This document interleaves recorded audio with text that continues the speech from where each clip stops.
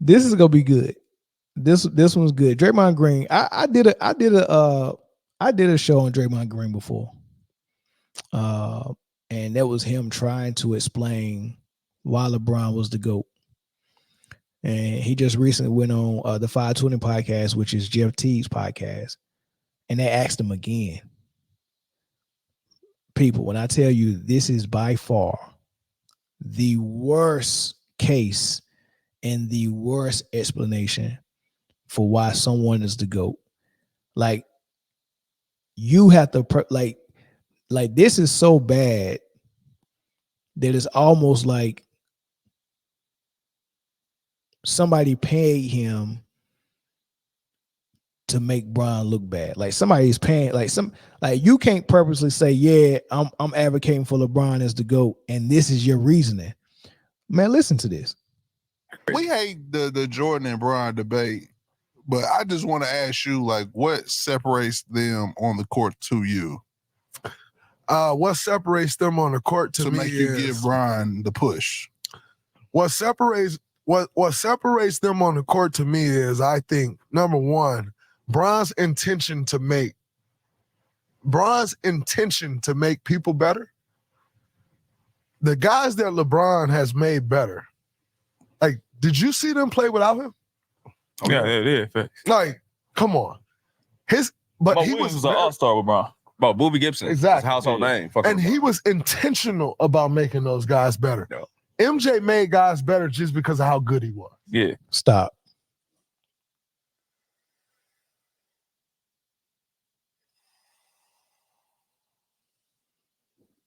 First of all,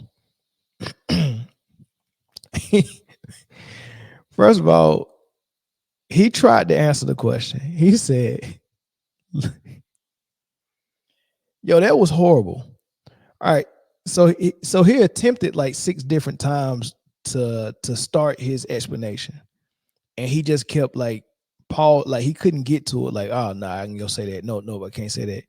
Like, he really don't know why he think LeBron. I don't think he think LeBron is the GOAT.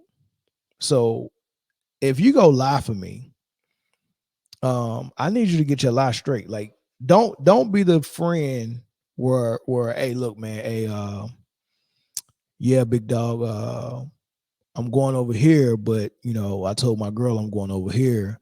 So if she asks you, make sure you cover for me. Don't be the dude that your explanation sounds like this, where you trying to back somebody up.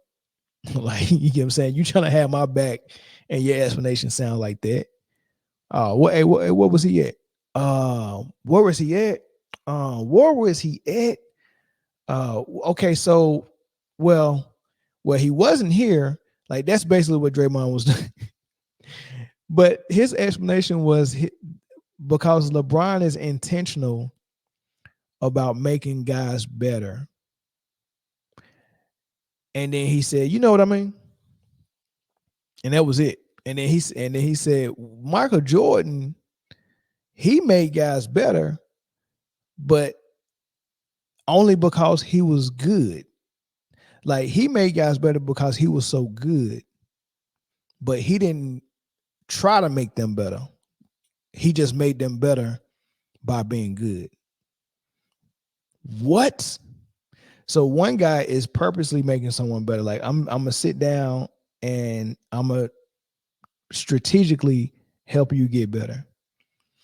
But he's saying that Michael Jordan was just out there just playing, and he just rubbed off on people and they got better. Who cares? So you telling me they both made people better, but one of them did it on purpose and the other one did it by mistake? Draymond Green, that can't be your argument. That can't be your argument.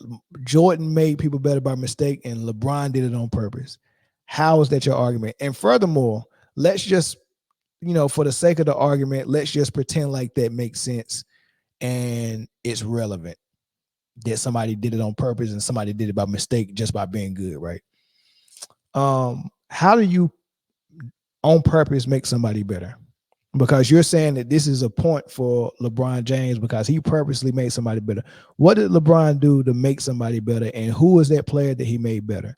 Because better means you start here And I have to show something I did to take you from here to here as a player.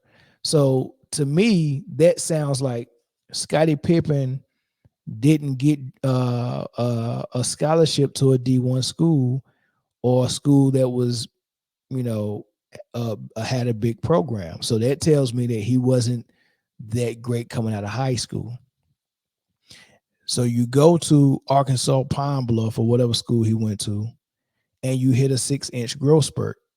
So you wasn't on the basketball team, and then you grew 6 inches, and then you got on the basketball team. So you probably wasn't that good, but the fact that you're 6'7" now and a great athlete, now you're growing. Then you get drafted. Now you're on the Bulls. Your rookie season, you average about, 6 points. You average 6 points your rookie season. So obviously you were at this level as a rookie, 6 points. Now, do we have any evidence that Michael Jordan purposely did anything to help Scottie Pippen get better? Well, we do know that they talked about how good Michael Jordan practiced and how he pushed his teammates. That would be evidence of what he did that rubbed off on Pippen. We also have documented that Michael Jordan had a trainer named Tim Grover who actually got him in tip-top shape. And he also told Tim Grover, I want you to train Scottie Pippen this summer as well. So he went and trained Scottie Pippen. So they had the same trainer to get themselves in tip-top shape. Well, that's evidence that Michael Jordan did something on purpose to make Pippen better.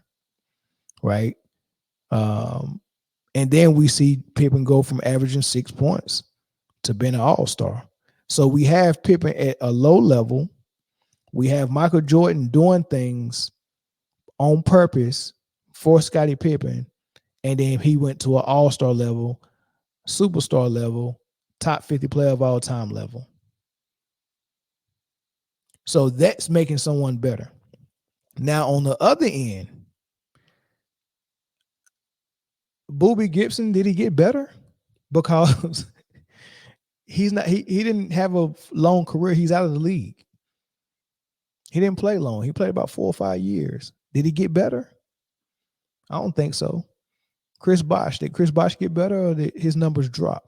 Kevin Love, did he get better? Like, Kevin Love was already all-star level. Chris Bosh was already all-star, superstar level. Kyrie Irving was already all-star, borderline superstar level. D Wade was already superstar level.